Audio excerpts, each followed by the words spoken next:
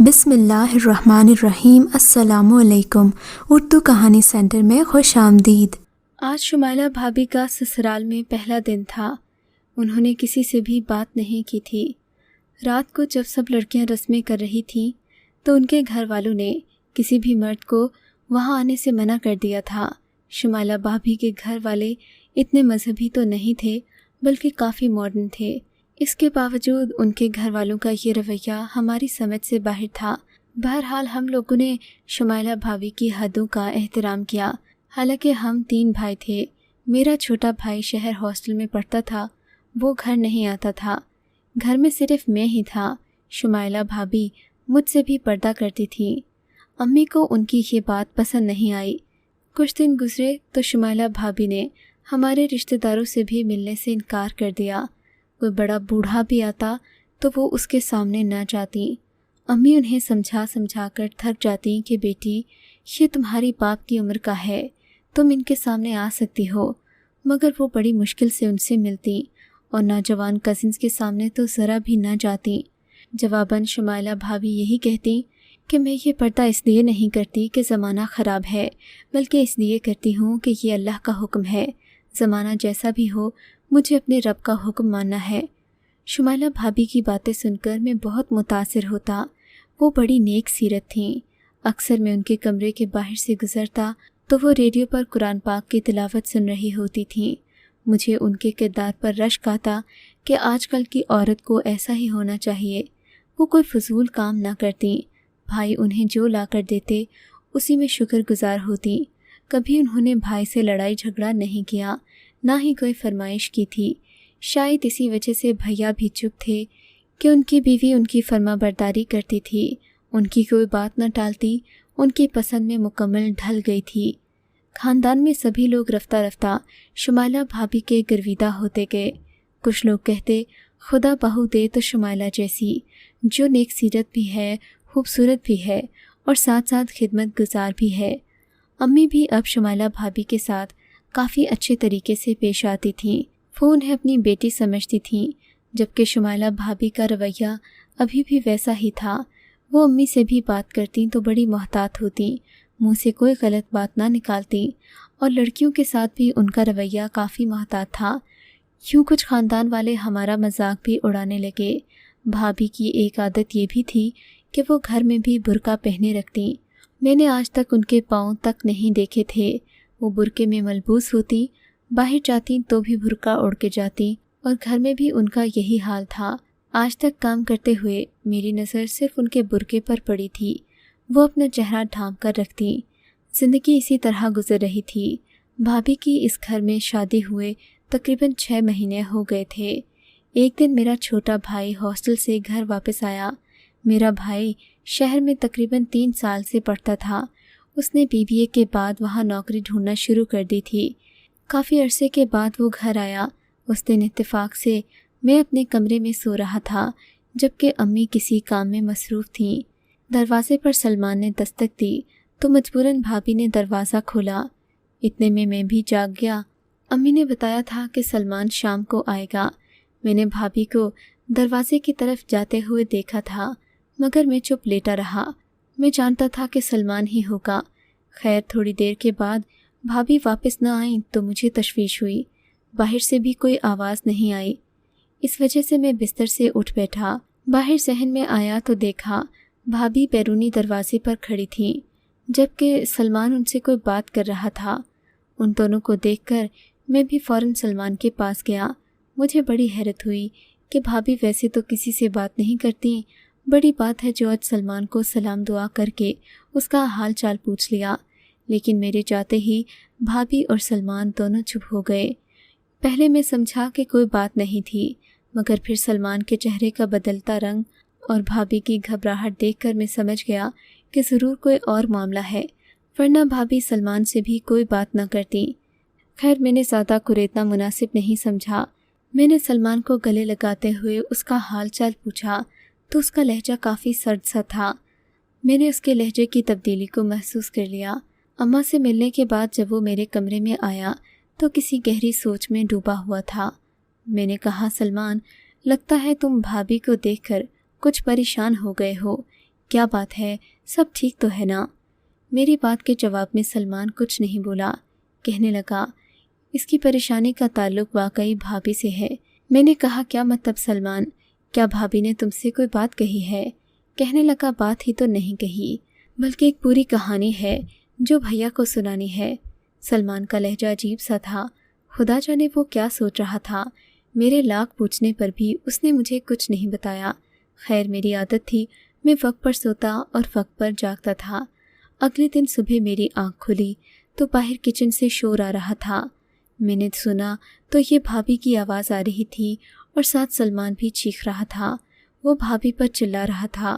مجھے سلمان کا یہ رویہ بڑا ہی عجیب لگا۔ بھابھی تو اس گھر کے لیے بہت محنت کرتی تھیں، ہم سب کی خدمت کرتی تھیں، نہ جانے سلمان بھابھی سے کیوں لڑ رہا تھا۔ میں جلدی سے باہر گیا، دیکھا تو اماں بھی وہیں کھڑی تھیں۔ وہ بھی شاید میری طرح ابھی ابھی آئی تھیں۔ کیا ہوا بیٹا، کیوں بھابھی سے بدتمیزی کر رہے ہو؟ بدتمیزی؟ یہ تو میں شام کو بتاؤں گا کہ آپ کی اس لاڈلی بہو نے کیا کیا ہے۔ سلمان زہر خند لہجے میں بولا، بیٹا آخر کیا کیا ہے بتاؤ تو صحیح۔ اماں کے پوچھنے پر سلمان گھر سے نکل گیا۔ ہم سارا دن پریشان رہے۔ شام کو اصغر بھائی آئے تو اماں نے ان سے کچھ نہ کہا۔ تھوڑی دیر کے بعد سلمان خود ہی گھر آ گیا۔ میں نے اسے الگ جا کر سمجھایا کہ اس طرح اچھی بات نہیں، تم میاں بیوی کے بیچ میں آؤ۔ بہتر ہے کہ بھابھی کے ساتھ تمہارا جو بھی مسئلہ ہے اسے یہیں پر ختم کر دو، ایسا نہ ہو کہ ہمارا بنا بنایا گھر اجڑ جائے۔ مگر میری بات کا سلمان پر کوئی اثر نہیں ہوا، اس پر تو جیسے ایک جنون طاری تھا۔ تھوڑی دیر بعد وہ بھیا کے کمرے میں گیا۔ بھیا نے اس وقت سلمان کے کہنے پر بھابھی کو کمرے سے باہر نکال دیا، شاید اس لیے کہ سلمان بھیا کا لاڈلا تھا۔ انہوں نے بھابھی کی بھی پرواہ نہیں کی۔ بھابھی روتی ہوئی کمرے سے باہر آ گئیں۔ آج پہلی بار میں نے ان کا چہرہ دیکھا تھا۔ وہ بہت معصوم لگ رہی تھیں۔ اپنے شوہر کے رویے سے دکھی ہو کر وہ دروازے کے باہر بیٹھی رو رہی تھیں۔ نہ جانے سلمان نے بھیا سے کیا بات کی کہ انہوں نے بھابھی کو کمرے سے ہی نکال دیا۔ یہ بڑے دکھ کی بات تھی۔ خیر اب کیا ہو سکتا تھا۔ میں سلمان کے کمرے سے نکلنے کا انتظار کر رہا تھا۔ دروازے پر جا کر کھڑا ہو گیا۔ دروازے کے اندر تقریباً اب خاموشی چھا چکی تھی۔ سلمان نے اگلے ہی لمحے دروازہ کھول دیا۔ سلمان، ہوا کیا ہے؟ کچھ تو بتاؤ مجھے۔ میں نے قدرے غصے اور ناراضگی سے پوچھا، مگر سلمان نے میری بات کا کوئی جواب نہیں دیا۔ اب مجھے غصہ آنے لگا۔ گھر میں کوئی بھی اس بارے میں بات نہیں کرنا چاہتا تھا۔ شام ہوئی تو بھائی جان نے ہم سب کو اپنے کمرے میں اکٹھا کیا۔ نہ جانے آج کیا اہم بات ہونے والی تھی۔ بھائی نے شمائلہ بھابھی کی طرف دیکھتے ہوئے کہا، میں ہوش و حواس میں تمہیں طلاق دیتا ہوں، ان سب لوگوں کو گواہ بنا کر طلاق دیتا ہوں۔ شمائلہ بھابھی کا یہ رنگ سنتے ہی جیسے فک ہو گیا۔ ان کی رنگت ہلدی کی مانند زرد ہو گئی۔ یہ سن کر مجھے بہت دکھ ہوا کہ سلمان نے نہ جانے ایسی کیا بات کہی کہ بھیا نے انہیں طلاق دے دی۔ اس طلاق کا مجھے بہت دکھ تھا۔ بھابھی آنسو بہاتی رہیں، بھائی سے معافی مانگتی رہیں، مگر بھائی نے کوئی بات نہیں کی۔ یہاں تک کہ شمائلہ بھابھی کو رات کے 9 بجے گھر سے نکال دیا گیا۔ یہ میرے لیے بڑے دکھ کی بات تھی کہ ایک عورت جسے 4 گواہوں کی موجودگی میں بھیا بہا کر لائے تھے، اسے ہی گھر سے نکال دیا، وہ بھی بنا کسی بات اور بنا کسی وجہ کے۔ مگر میں چپ بیٹھنے والا نہیں تھا۔ بھابھی نے ان 6 مہینوں میں اپنا سب کچھ اس گھر پر قربان کر دیا تھا۔ یہ میں ہی جانتا تھا کہ رات کو جب اماں کبھی بیمار ہوتی یا کھانستی بھی تو بھابھی ان کے لیے فوراً قہوہ بنا کر لے جاتی۔ ان کے اور بھی کئی نیکیاں تھیں جنہوں نے ہم سب گھر والوں کو ان کا گرویدہ بنا دیا۔ اب میں بھابھی کو یوں یہاں سے جاتے ہوئے نہیں دیکھ سکتا تھا۔ امی بھی اس طلاق سے پریشان تھیں کہ آخر اچانک ایسا کیا ہوا کہ بڑے بھائی نے چھوٹے بھائی کے کہنے پر اپنی اتنی اچھی بیوی کو طلاق دے کر گھر سے باہر پھینک دیا۔ خیر میں نے اب گھر والوں سے کیا پوچھنا تھا۔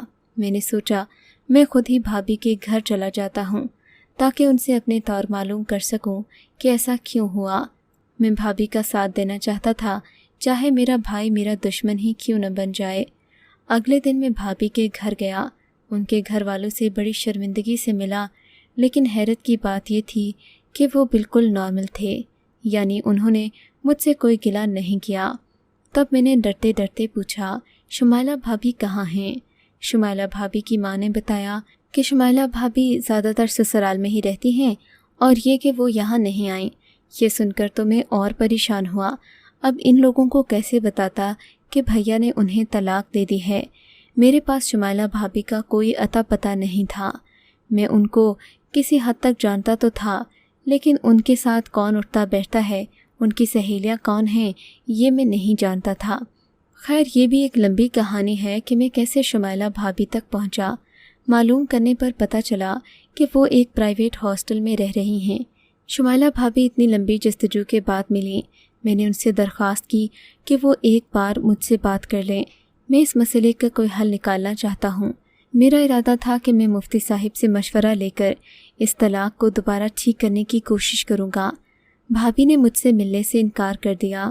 مجھے بہت دکھ ہوا۔ خیر، میں نے ہمت نہیں ہاری۔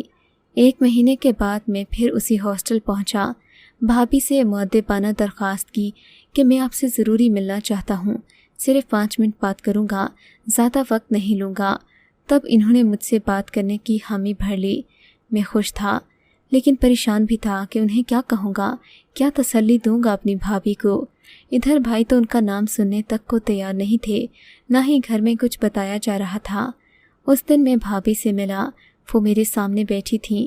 انہوں نے آج نقاب نہیں اوڑھ رکھا تھا، چہرہ کھلا تھا اور ایک لمبی سی شال لے رکھی تھی۔ میں انہیں اس طرح دیکھ کر حیران رہ گیا۔ بھابی، آپ تو پردہ کرتی تھی نا؟ میں نے ان کی طرف دیکھ کر کہا، میں اس بات کو سمجھتا ہوں، بھیا نے آپ کا کردار نیک ہونے کے باوجود بھی آپ کو طلاق دے دی۔ میں جاننا چاہتا ہوں کہ آخر ایسی کیا بات ہوئی؟ سلمان کو کیا آپ پہلے سے جانتی تھیں؟ میں نے ایک ساتھ کئی سارے سوال کر دیے۔ وہ چپ سی رہیں۔ کیا کرو کہ جان کر تم؟ بھابی، آپ ایک بار مجھے بتائیں تو صحیح، آپ نے ہمارے گھر کی جو خدمت کی ہے، جو آپ کا رویہ تھا، میں آپ کو ایسے کیسے چھوڑ دوں؟ اور پھر آپ اپنے گھر بھی نہیں گئیں، یہاں ہاسٹل میں کیا کر رہی ہیں؟ میری بات پر ان کے آنسو گرنے لگے۔ بس شاہمیر، میں تمہیں کیا بتاؤں، یہ دنیا بڑی ظالم ہے۔ تمہارے بھائی نے تو مجھ سے ایک صفائی تک نہیں مانگی اور بس مجھے طلاق دے کر گھر سے نکال دیا۔ اگر آپ پوری بات بتائیں گی تو یقین کریں میں آپ کی ہر ممکن مدد کروں گا۔ میری بات پر شمائلہ بھابی نے مجھے اپنی کہانی سنائی۔ شہریار، تم تو جانتے ہو میں جس گھرانے سے تعلق رکھتی ہوں وہ صدا کا ایسا نہیں تھا۔ جب میں پیدا ہوئی ہمارے گھر میں غربت کا دورہ تھا، لیکن ابا نے مجھے اچھی تعلیم دی تھی۔ میں نے BA تک امتحانات دیے تھے، پرائیویٹ ہی صحیح، لیکن میں اچھے نمبر لے کر پاس ہوتی تھی۔ اور پھر ابا کا انتقال ہو گیا۔ ابا کے انتقال نے تو جیسے ہماری آنکھیں ہی کھول دیں۔ زمانے بھر میں موجود بھیڑیوں کی نظریں ہم پر لگی ہوئی تھیں۔ ہمارا گھر جس جگہ پر واقع تھا وہ کچھ اچھی جگہ نہیں تھی، بدماشوں کا وہاں آنا جانا تھا۔ مجبوری یہ تھی کہ ہم لوگ کہیں اور بھی شفٹ نہیں ہو سکتے تھے، کیونکہ ہمارے پاس ایک یہی زمین کا ٹکڑا تھا جو اس گندے محلے میں واقع تھا۔ میری بہنیں بھی بڑی ہو رہی تھیں، ان کی حفاظت کا ذمہ کون لیتا، جبکہ محلے والوں کی نظریں تو ایسی تھیں جیسے ہمیں ابھی کھا جائیں گے۔ ان لوگوں کے رویے گدھ جیسے تھے۔ میں اپنی بہنوں کو بڑا ہوتا دیکھ کر پریشان بھی ہو رہی تھی اور یہ بھی سوچتی کہ اب گھر کی ذمہ داری کون سنبھالے گا۔ بالآخر میں نے ایک بڑا فیصلہ لیا اور شہر جا کر نوکری کرنے کا فیصلہ کیا۔ میں BA پڑھی تھی، لیکن مجھے ہر طرح کا کام آتا تھا، سلائی کڑھائی سے لے کر آفس کے کاموں تک میں ہر کام کی ماہر تھی۔ بالآخر اپنی ایک سہیلی کے توسط سے مجھے شہر جانے کا اتفاق ہوا۔ شہر جا کر میں نے اپنی پڑھائی بھی جاری رکھی اور ایک کمپنی میں کام کرنے لگی۔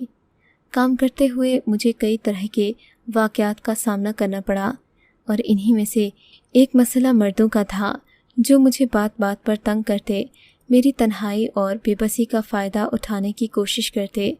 لیکن ایسے میں ایک شہریار حسن ہی تھا جو میرا خیال رکھتا۔ اس کی نظریں مختلف تھیں، نہ جانے کیوں میرا دل اس کی ذات میں، اس کے وجود میں ایک پناہ تلاش کرتا تھا۔ میں چاہ کر بھی اسے نظر انداز نہیں کر پاتی تھی۔ بالآخر ایک دن اس نے مجھے شادی کرنے کی پیشکش کی، مگر میں کیسے شادی کر سکتی تھی؟ میں اپنے گھر والوں کا واحد سہارا تھی۔ میں جلد از جلد اپنا گھر دوسری جگہ منتقل کرنا چاہتی تھی، کیونکہ وہاں رہنے والے لوگ ہمیں دن رات تنگ کرتے۔ امی سے روزانہ فون پر ایسی ایسی باتیں سننے کو ملتی کہ میرا تو دل دہل جاتا، دن رات اپنی بہنوں کی فکر لگی رہتی۔ بالآخر شہریار حسن جیسا مضبوط سہارا پا کر میں نے سوچا کیوں نہ میں اپنی زندگی کی کشتی پار لگا دوں۔ شہریار جیسا شخص مجھے دوبارہ نہیں ملے گا۔ شہریار نے مجھ سے بات کی، کہا کہ وہ ابھی اپنے گھر والوں کو نہیں بتا سکتا، صرف اور صرف ہم نکاح کریں گے، اس کے بعد جب معاملات صحیح ہو جائیں گے تو ہم شادی کر لیں گے۔ کاش میں اس وقت سوچ لیتی کہ نکاح کی بھی کیا چلتی ہے، جب حالات ٹھیک ہو جائیں گے تو نکاح کر لیں گے۔ لیکن میں شہریار کی باتوں میں آ گئی۔ وہ مجھے کورٹ میں لے گیا اور مجھ سے نکاح کر لیا۔ نکاح کے بعد میں جو سوچ رہی تھی کہ میری زندگی آسان ہو جائے گی، میری بہنوں کو سہارا مل جائے گا، ایسا نہیں ہوا۔ مجھے نوکری جاری رکھنا پڑی۔ پھر شہریار مجھ سے ملنے کی بات کرتا، مجھے کہتا کہ میں اس کے فلیٹ آؤں۔ میں کہتی کہ یہ سب رخصتی کے بعد ہوگا۔ اس بات پر وہ بہت غصہ ہوتا۔ پھر جب میں کسی طور بھی نہ مانی تو اس نے مجھ سے شادی کا فیصلہ کیا۔ میں نے اپنی امی سے کہا کہ شہریار حسن مجھ سے شادی کرنا چاہتا ہے۔ امی جانتی تھیں کہ گاؤں کے رشتہ دار کسی طور نہیں مانیں گے۔ یہاں پر امی کی بھی غلطی ہے۔ انہوں نے ایک ایسے شخص کا سہارا لے لیا جس کو کبھی ہم جانتے تک نہیں تھے۔ کردار کی ضمانت کے بجائے امی نے میرے نام میں گھر لکھوا لیا۔ شاید وہ بھول گئی تھیں کہ جب بیٹی کا گھر ہی اجڑ جائے تو پھر خالی مکان کوئی معنی نہیں رکھتے۔ خیر میری شہریار سے شادی ہو گئی۔ شادی کے بعد وہ مجھ سے یوں دور رہنے لگا جیسے میں اس کی بیوی نہیں بلکہ کوئی غیر عورت ہوں۔ اس کی کیا وجہ تھی یہ تو میں نہیں جانتی تھی، لیکن جلد ہی شہریار نے اپنا اصل رنگ دکھانا شروع کر دیا۔ وہ مجھے مختلف پارٹیز میں لے کر جاتا، میں نہ جاتی تو مجھ پر طرح طرح کے ظلم کرتا۔ بالآخر مجبور ہو کر میں نے بھی پارٹیز میں جانا شروع کر دیا۔ یہاں جا کر مجھے لوگ طرح طرح کی باتیں کرتے۔ ان پارٹیز میں مختلف نوجوان آتے تھے اور مجھے ان سب سے بات کرنا پڑتی۔ یوں سمجھو کہ شہریار نے مجھے دولت اور شہرت کا ایک ہتھیار ہی بنا لیا۔ شہریار مجھ سے بات نہ کرتا، بس مجھے پارٹیز میں لے جاتا۔ میں جانتی تھی کہ وہ میری قیمت لگانا چاہتا ہے، تبھی میں اس کے چنگل سے بھاگ آئی۔ بعد میں اس سے میں نے طلاق لے لی تھی۔ میں نے اللہ تعالیٰ سے ہر گناہ کی معافی مانگی، لیکن مجھ سے بڑی غلطی یہ ہوئی کہ جب میری شادی تمہارے بھائی سے ہوئی کہ میں نے انہیں اپنی حقیقت نہیں بتائی۔ ایسا اس لیے کیا کہ میرے گھر والوں نے مجھے ایسا کرنے سے منع کیا تھا۔ وہ کہتے تھے کہ اگر ایسا ہوا، کسی کو تمہاری اصلیت کا پتہ چل گیا تو کوئی تم سے شادی نہیں کرے گا۔ میں ڈرتی تھی کہ کہیں سچ سامنے نہ آ جائے۔ پھر وہی ہوا۔ جب سلمان نے مجھے دیکھا جو شہریار کا سب سے قریبی دوست تھا تو وہ غصے سے بھڑک اٹھا۔ اسے تو شہریار نے بھی خوب بھڑکایا ہوگا کہ میں اس کا وقت برباد کر کے یہاں تک آئی ہوں۔ سلمان بھی ان پارٹیز میں آتا جاتا تھا۔ مجھے حیرت ہے کہ اس شریف گھرانے کا بچہ شہریار جیسے منافق کے پاس پہنچا کیسے۔ شمائلہ بھابی اپنی بات مکمل کر چکی تو میرا دل بہت اداس ہوا۔ میں نے سوچا کیا عورت کے گناہ کی کبھی کوئی معافی نہیں؟ اس بیچاری نے تو محض ایک شادی کی تھی، وہ بھی اپنی بہنوں کا مستقبل اور ان کی عزتیں بچانے کے لیے۔ اس میں اس کا کیا قصور تھا؟ نہ جانے ہمارا معاشرہ صرف عورت کو ہی قصوروار کیوں ٹھہراتا ہے۔ خیر اب میں نے ایک انتہائی فیصلہ کیا جس میں میرے امی ابو نے میرا ساتھ نہیں دیا، بلکہ اماں تو مجھ سے ناراض تک ہو گئیں کہ میں نے ان کی بات نہیں مانی۔ لیکن میں جانتا ہوں کہ میں نے اپنے رب کو خوش کیا ہے۔ ایک ایسی عورت جس نے اپنے گناہوں سے توبہ کر لی تھی، اسے سزا دینا اسے دوبارہ گناہوں کی دلدل میں دھکیلنے کے مترادف ہے۔ اس بارے میں آپ کیا کہتے ہیں؟ کیا مجھے اپنی ماں کی بات مان کر کسی شریف گھرانے کی لڑکی سے شادی کرنی چاہیے تھی یا شمائلہ کا انتخاب صحیح تھا؟ اگر آپ کو یہ کہانی اچھی لگی ہے تو اس ویڈیو کو لائک کیجیے اور اس طرح کی مزید ویڈیوز دیکھنے کے لیے ہمارے چینل کو سبسکرائب کیجیے۔